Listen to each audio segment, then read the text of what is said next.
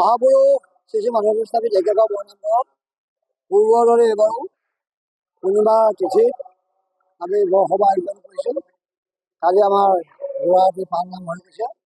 আজি বৰসভা ৰাতিলৈ এখনি কণ কণ মইনাসকলৰ দ্বাৰা ৰুক্মিণীহৰণ ভাওনা।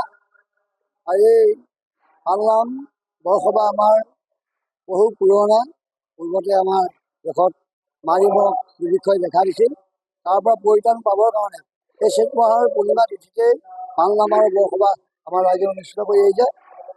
আৰু তেতিয়াৰ পৰাই পালনাম চলি আছে। এই জাতি ধৰ্ম বৰ্ণ ভাষা নিৰ্বিশেষে সমগ্ৰ ৰাইজকে আমাৰ আশীৰ্বাদ প্ৰদান কৰিছে আৰু সমগ্ৰ ৰাইজেও আমাৰ ইয়াত অংশগ্ৰহণ কৰিছে। সেয়েহে এই সুযোগতে আমাৰ এই বৰসভাৰ তৰফৰ পৰা পালনামৰ তৰফৰ পৰা মহাপুৰুষজনৰ অক্ষয় বন্তি তৰফৰ পৰা আমি সকলোকে আমি আশীৰ্বাদ প্ৰদান কৰোঁ। লগতে আমাৰ আহি আছে ৰঙালী বিহু। এই সুযোগতে আমাৰ ৰঙালী বিহু আমি নৱবৰ্ষৰ সকলোজনকে আশীৰ্বাদ প্ৰদান কৰিলোঁ। আমি অসমীয়া জাতি, আমি একেলগতে থাকিম। আমি একেলগতে থাকি পেলাই আমাৰ যি কলা কৃষ্টি সংস্কৃতি আৰু গুৰুজনৰ যি কলা কৃষ্টি সংস্কৃতি, পিতৃ পিতামহসকলৰ যি আমাৰ কলা কৃষ্টি সংস্কৃতি, এইখিনি আমি জীয়াই ৰাখিম। আৰু উঠি অহা প্ৰজন্মক আমি আহ্বান জনাইছোঁ যে নামঘৰলৈ আহক, নামঘৰলৈ আহি পেলাই আধ্যাত্মিক ৰক্ষা কৰি এজন সুস্থ সবল নাগৰিক হৈ দেশ মাতৃ সেৱা।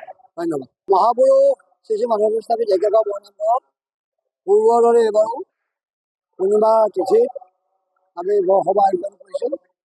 কালি আমাৰ যোৱাৰাতি পালনাম হৈ গৈছে। আজি বৰসভা ৰাতিলৈ এখনি কণ কণ মইনাসকলৰ দ্বাৰা ৰুক্মিণীহৰণ ভাওনা। আৰু এই পালনাম বৰসভা আমাৰ বহু পুৰণা। পূৰ্বতে আমাৰ দেশত মাৰিবক দুৰ্ভিক্ষই দেখা দিছিল। তাৰ পৰা পৰিত্ৰাণ পাবৰ কাৰণে এই চৈত মাহৰ পূৰ্ণিমা তিথিতেই পালনাম আৰু বৰসভা আমাৰ ৰাইজে অনুষ্ঠিত কৰি আহিছে। আৰু তেতিয়াৰ পৰাই পালনাম চলি আছে। এই জাতি ধৰ্ম বৰ্ণ ভাষা নিৰ্বিশেষে সমগ্ৰ ৰাইজকে আমাৰ আশীৰ্বাদ প্ৰদান কৰিছে আৰু সমগ্ৰ ৰাইজেও আমাৰ ইয়াত অংশগ্ৰহণ কৰিছে।